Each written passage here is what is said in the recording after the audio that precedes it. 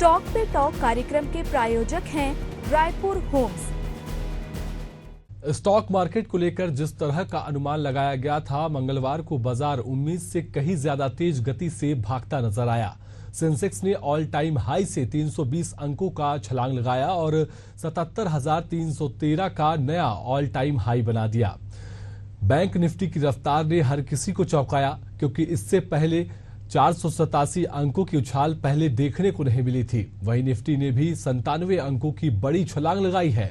आगे बाजार का क्या होगा हाल, दिन भर कैसी रही चाल, एशियन न्यूज की खास पेशकश स्टॉक पे टॉक पे। मैं हूं आपके साथ सिद्धांत पाठक।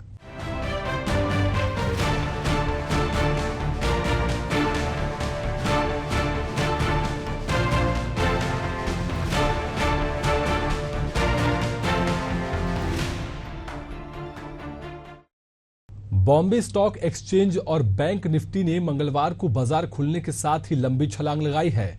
इस कारोबारी सप्ताह का पहला दिन छुट्टी में बीत गया, लेकिन बीते कारोबारी सप्ताह के अंतिम दिन भारतीय शेयर बाजार के तीनों इंडेक्स में सेंसेक्स ने जहां ऑल टाइम हाई रिकॉर्ड 77,000 के पार छलांग लगाई है, तो बैंक निफ्टी 192 अंकों की तेजी के साथ खुला है। बाजार की इस तेजी के रुख से निवेशकों का मन हर्षित हो गया है।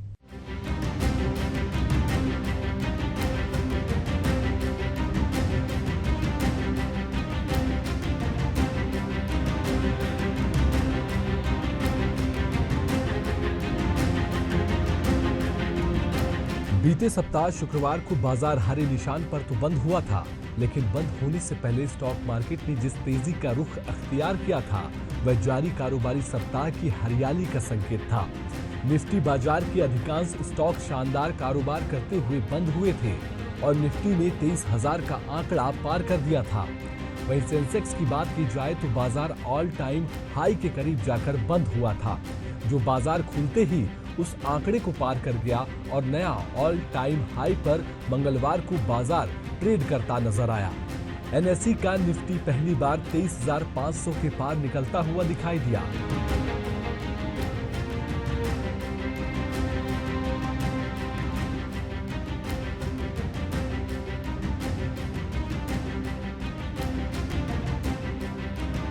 निफ्टी 60 अंक पर 23,526 पर नजर आया।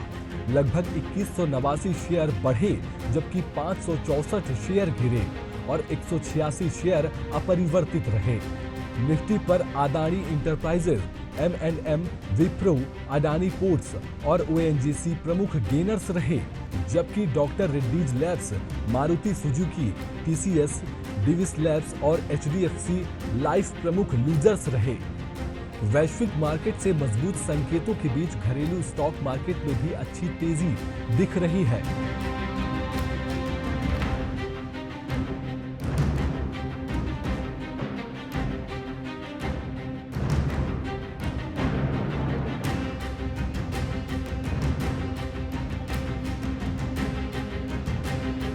अमेरिका का S&P और नेस्डैक की रिकॉर्ड क्लोजिंग हुई। इसके अलावा कच्चे तेल पर विंडफॉल टैक्स भी घटा। इन सबका घरेलू स्टॉक मार्केट पर आज पॉजिटिव असर दिख रहा है। घरेलू इक्विटी बेंचमार्क इंडेक्स सेंसेक्स और निफ्टी में अच्छी तेजी है। मिड कैप और स्मॉल कैप शेयरों में भी खरीदारी का रुझान है। फार्मा को छोड़ अन्य सभी सेक्टर्स में खरीदारी हो रही है। चुनावी नतीजों पर विदेशी निवेशकों की लगातार बिकवाली फिलहाल थमी हुई है। आंकड़ों से इसका खुलासा हुआ है। वहीं आपको बता दें कि पिछले 5 कारोबारी दिनों में विदेशी संस्थागत निवेशकों ने 140 करोड़ डॉलर के शेयरों की शुद्ध खरीदारी की है। वहीं पिछले 2 महीने की तेज बिकवाली की तुलना में ठीक उल्टा है। NSDL के आंकड़ों के मुताबिक विदेशी निवेशकों ने अप्रैल में 110 करोड़ डॉलर के शेयरों की शुद्ध बिकवाली की, जो मई में बढ़कर 302 करोड़ डॉलर पर पहुंच गई। अब इस महीने की बात करें तो पिछले 5 कारोबारी दिनों में FPLS ने भले ही बिकवाली से अधिक खरीदारी की हो, लेकिन इस महीने जून में अब तक उन्होंने 62.4 करोड़ डॉलर के शेयरों की शुद्ध बिकवाली की है।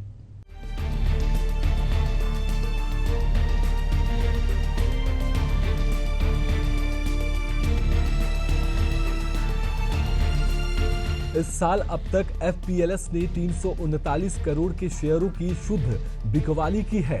सिर्फ मार्च महीना ही ऐसा रहा जिसमें उन्होंने बिकवाली से ज्यादा खरीदारी की। मार्च में विदेशी निवेशकों ने 402 करोड़ डॉलर के शेयरों की शुद्ध खरीदारी की थी। पिछले साल 2023 में एफपीएलएस ने 2100 करोड़ डॉलर के शेयरों की नेट खरीदारी की थी।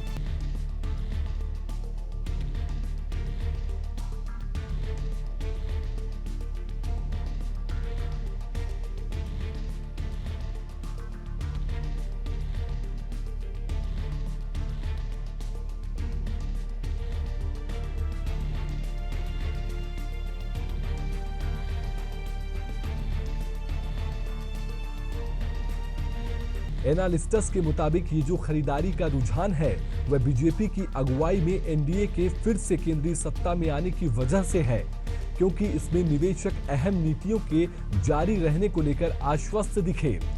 एक बार तो विदेशी निवेशक 2019 की तुलना में कम सीट आने की आशंका पर बिकवाली कर रहे थे, लेकिन एनालिस्ट्स के मुताबिक जब विदेशी निवेशकों को लगा कि मोदी सरकार के तीसरे कार्यकाल में अहम नीतियों में कोई खास बदलाव नहीं होगा, तो इसने निवेश को लेकर रुझान पॉजिटिव कर दिया।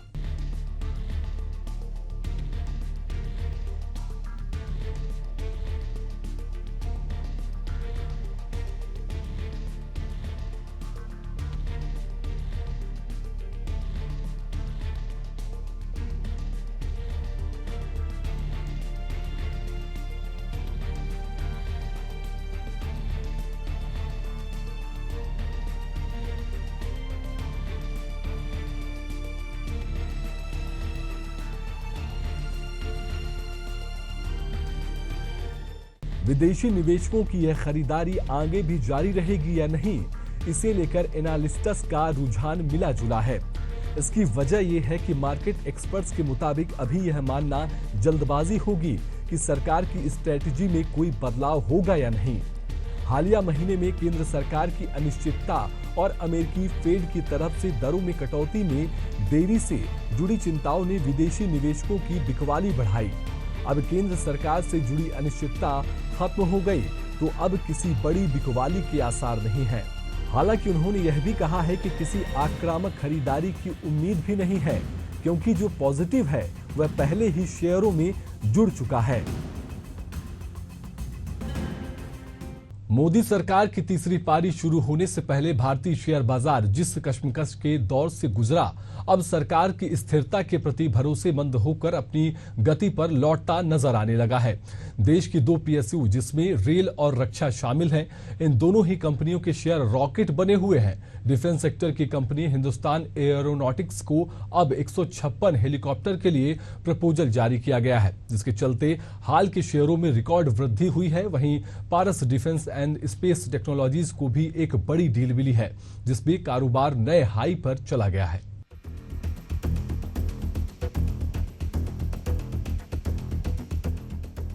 डिफेंस सेक्टर की कंपनी हिंदुस्तान एरोनॉटिक्स के शेयर में 18 जून को करीब 6% की तेजी दिखी।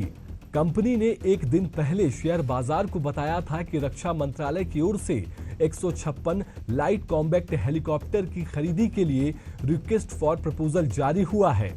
इन 156 लाइट कॉम्बैक्ट हेलीकॉप्टर में से 90 हेलीकॉप्टर भारतीय सेना के लिए और 66 हेलीकॉप्टर भारतीय वायुसेना के लिए हैं।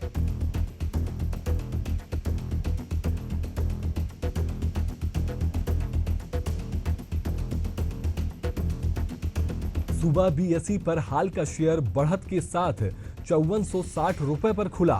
इसके बाद यह पिछले बंद भाव से 6% तक चढ़ा और 5458 रुपए के हाई तक गया। यह शेयर का 52 सप्ताह का उच्च स्तर है। कंपनी का मार्केट कैप 3 करोड़ 64 लाख रुपए है।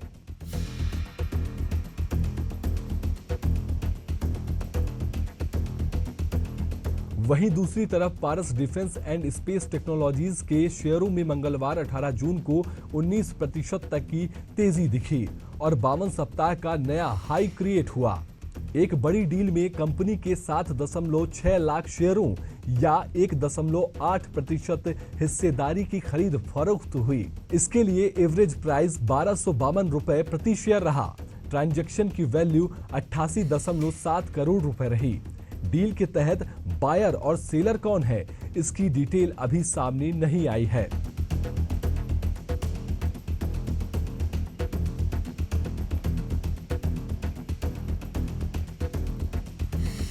बता दें कि पारस डिफेंस का शेयर बीएसई पर सुबह बढ़त के साथ 1157 रुपए पर खुला। इसके बाद यह पिछले बंद भाव से करीब 19% तक चढ़ा और 1375 रुपए के हाई तक गया। यह शेयर का 52 सप्ताह का उच्च स्तर है। इससे पहले 14 जून को बल्क डील्स में अबू धाबी इन्वेस्टमेंट अथॉरिटी ने पारस डिफेंस की 1.44% हिस्सेदारी खरीदी थी। यह खरीद 1120 रुपए प्रति शेयर की एवरेज कीमत पर हुई। 14 जून को शेयर में अपर सर्किट लगा था। मंगलवार लगातार 5वां ट्रेडिंग सेशन है जब पारस डिफेंस के शेयरों में तेजी आई है।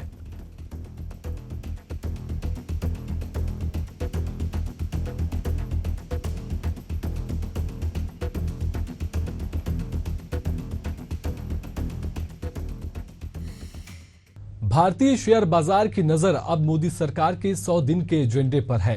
साथ ही जुलाई में आने वाला यूनियन बजट भी स्टॉक मार्केट के लिए अगले ट्रिगर की तरह काम करेगा। सही मायने में देखा जाए तो भारत अब बचत करने वाले देश की बजाय निवेश करने वालों के देश के तौर पर आगे बढ़ रहा है। वैश्विक बाजार के विशेषज्ञ भी इस हकीकत को स्वीकार करने के साथ ही भारतीय निवेशक बाजार के साथ कदम ताल करते नजर आने लगे हैं।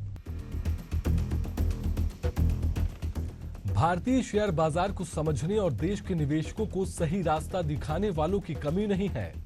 भारतीय बाजार में थोक के भाव में कंपनियां हैं तो निवेशकों की तादाद कहीं कम नहीं है। ऐसे में बाजार के जानकारों का मानना है कि म्यूचुअल फंड में 35,000 करोड़ रुपए का निवेश हाल ही के दिनों में आया है। इससे एक बात साफ है कि इलेक्शन के कारण बहुत सारे पैसे साइडवेज पर पड़े हुए थे। जैसे ही इलेक्शन के नतीजे आए वैसे ही एसआईपी निवेश में जोरदार उछाल आया। सरकार के बनने के बाद नीतियों की निरंतरता को लेकर बनी चिंताएं भी खत्म हो गई हैं। इससे इस बात के संकेत मिल रहे हैं कि बाजार में तेजी का सिलसिला थमने वाला नहीं है।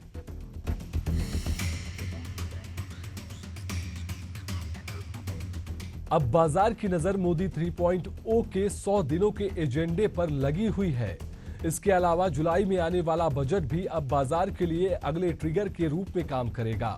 भारत अब बचत करने वालों के देश से निवेश करने वालों के देश की तरफ मूव कर रहा है। ऐसे में बाजार में तेजी का सिलसिला रुकने वाला नहीं है। अगर महंगाई को पीछे छोड़ना है तो निवेश करना ही होगा। इसके लिए इक्विटी मार्केट से बेहतर कोई जगह नहीं है।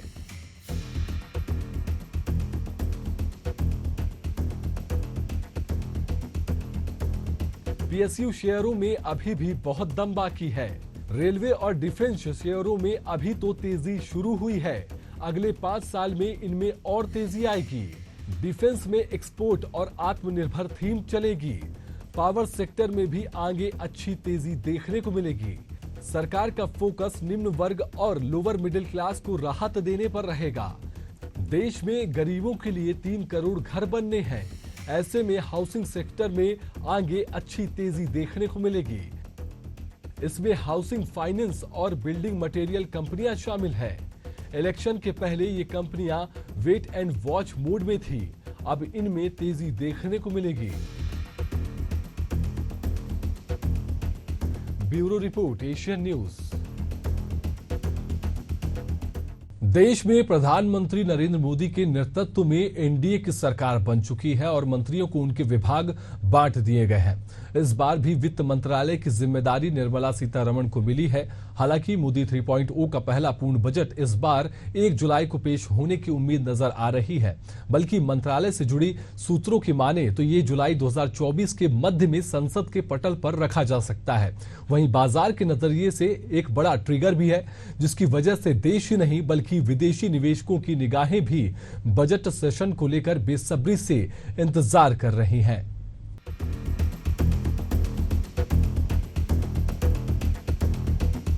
रिजर्व बैंक ऑफ इंडिया ने रेपो रेट यथावत रखते हुए मोदी सरकार की स्थिरता के संकेत दिए हैं। वहीं रक्षा मंत्रालय और रेल मंत्रालय के मंत्रियों ने अपने बयानों के जरिए स्पष्ट कर दिया है कि सरकार इन सेक्टरों को पूर्व की नीतियों के मुताबिक ही संचालित करेगी, जिसकी वजह से बाजार में तेजी का रुख नजर आया है। और वहीं जारी होने वाले कंसाइनमेंट की वजह से भी डिफेंस और रेल से संबंधित कंपनियों के शेयरों में तेजी नजर आ रही है।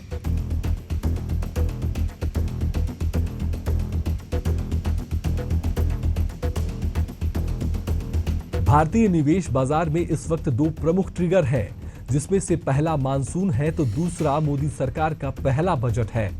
मोदी सरकार की तीसरी पारी शुरू हो चुकी है और इस बार भी वित्त मंत्रालय की जिम्मेदारी निर्मला सीतारमण को मिली है। सालाना बजट 1 जुलाई को संभावित था, लेकिन इस बार यूनियन बजट में कुछ देरी संभव है और संभावना व्यक्त की जा रही है कि केंद्र का बजट जुलाई मध्य में आ सकता है।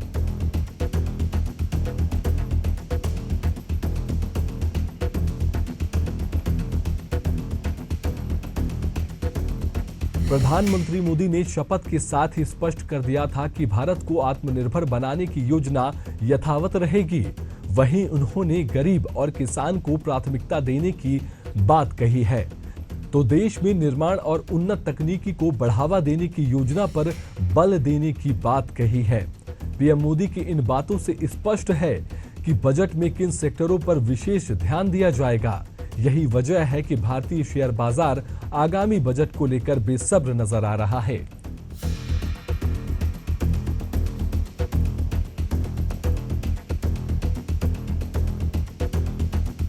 Bureau report, Asian news.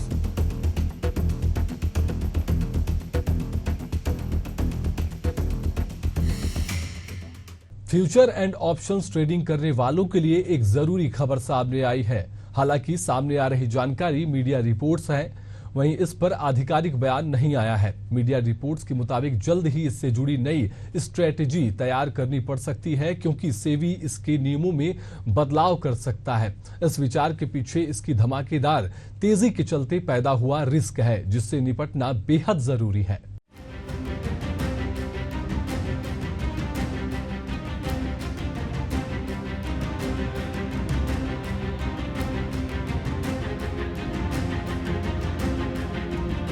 Long term निवेश के साथ तात्कालिक रिटर्न के लिए ज्यादातर लोग फ्यूचर एंड ऑप्शंस ट्रेडिंग को बेहतर विकल्प मानते हैं।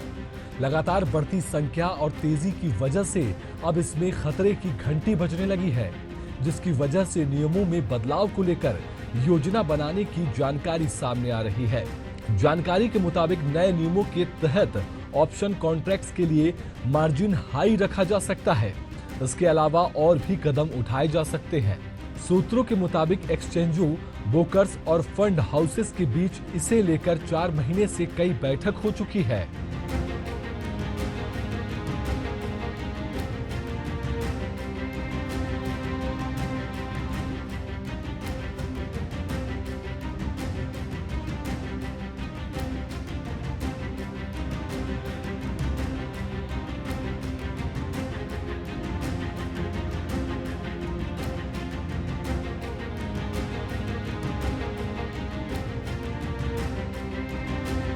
खुदरा निवेशकों के दम पर इंडेक्स और स्टॉक ऑप्शंस की ट्रेडिंग पिछले कुछ वर्षों से तेजी से बढ़ी है।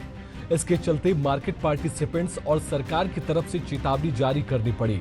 इंडेक्स ऑप्शंस की नेशनल वैल्यू वित्त वर्ष 2023-24 में 2 गुने से अधिक उछलकर 907 लाख करोड़ डॉलर तक पहुंच गया। वित्त मंत्री निर्मला सीतारमण ने पिछले महीने कहा था कि F&O में रिटेल ट्रेडिंग में एकाएक उछाल से आगे काफी चुनौतियां आ सकती हैं और यह चुनौतियां सिर्फ मार्केट के लिए ही नहीं होंगी, बल्कि निवेशकों के सेंटीमेंट और परिवारों के फाइनेंस को लेकर भी हो सकती हैं।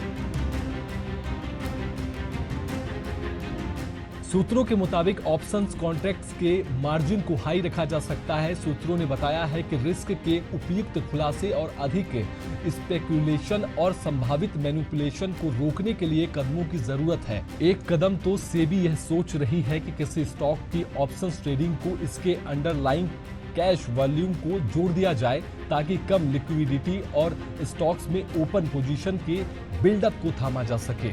अगर कैश वॉल्यूम की तुलना में ऑप्शंस बिल्डअप अधिक हो रहा है तो ऑप्शंस ट्रेडिंग के लिए मार्जिन की जरूरत बढ़ाई जा सकती है।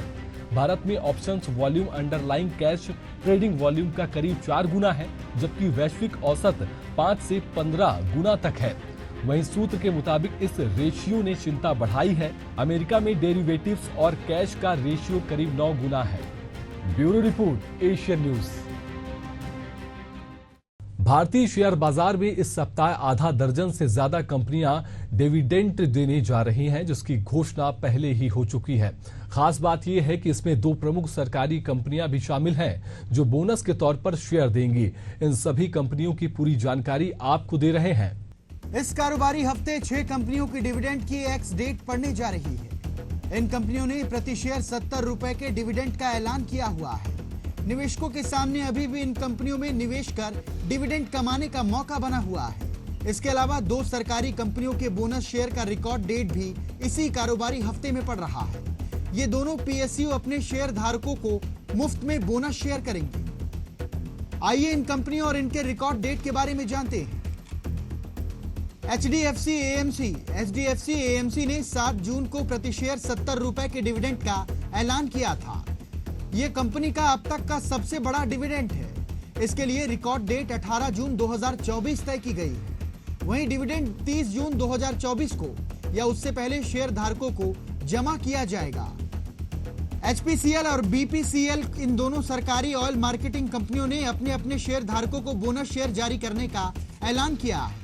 HPCL अपने शेयर धारकों को मौजूदा हर 2 शेयर पर 1 बोनस शेयर जारी करेगी। वहीं BPCL हर 1 शेयर पर 1 बोनस शेयर जारी करेगी। HPCL के बोनस इशू की रिकॉर्ड डेट 21 जून है, जबकि BPCL के लिए 22 जून है। लार्सन एंड टर्बो ने मार्च तिमाही के नतीजों के साथ 28 रुपए प्रति शेयर का फाइनल डिविडेंड घोषित किया था। यह कंपनी की ओर से घोषित अब तक सबसे बड़ा डिविडेंड है। इस डिविडेंड के भुगतान के लिए रिकॉर्ड डेट 20 जून तय की गई है। बजाज फाइनेंस ने भी 36 रुपए प्रति शेयर के साथ अपना अब तक का सबसे बड़ा डिविडेंड घोषित किया है। पिछले साल कंपनी ने 30 रुपए प्रति शेयर का डिविडेंड घोषित किया था। डिविडेंड के लिए रिकॉर्ड डेट 21 जून तय की गई है। L&T ग्रुप इस IT कंपनी ने 4500% या 45 रुपए प्रति शेयर का डिविडेंड घोषित किया है। इस डिविडेंड के लिए रिकॉर्ड डेट 19 जून तय की गई है। इस डिविडेंड को शामिल कर लें तो कंपनी 2018 से अब तक अपने शेयर धारकों को लगभग 300 रुपए डिविडेंड के तौर पर दे चुकी है। टाटा इन्वेस्टमेंट कॉर्पोरेशन ये टाटा ग्रुप की कंपनी है। इसने 28 रुपए प्रति शेयर का फाइनल डिविडेंड घोषित किया है, जिसके लिए रिकॉर्ड डेट 18 जून तय की गई है। साल 2024 में अब तक इस शेयर में करीब 58% की तेजी आई है। ऑटोमोबाइल कॉर्पोरेशन ऑफ गोवा ये भी टाटा ग्रुप की ही एक कंपनी है। इसने हाल ही में 15 रुपए प्रति शेयर का डिविडेंड घोषित किया था और इसके लिए रिकॉर्ड डेट 18 जून तय की गई है। Bureau report, Asian news. जारी कारोबारी सप्ताह केवल 4 दिनों का है। आज मंगलवार को बाजार की तेजी से निवेशकों को मालामाल किया है, तो किन सेक्टरों में बढ़त की उम्मीद है उसके भी संकेत दे दिए हैं। बहरहाल केंद्र सरकार की स्पष्ट नीतियों पर ध्यान दे तो निर्माण, हाउसिंग, रेलवे, डिफेंस के अलावा कृषि, IT, पावर सहित कई ऐसे सेक्टर हैं जहां पर निवेश का भरपूर लाभ मिल सकता है। शेयर बाजार से जुड़ी खबरों के लिए देखना न भूले हमारी खास पेशकश स्टॉक पे टॉक। नमस्कार।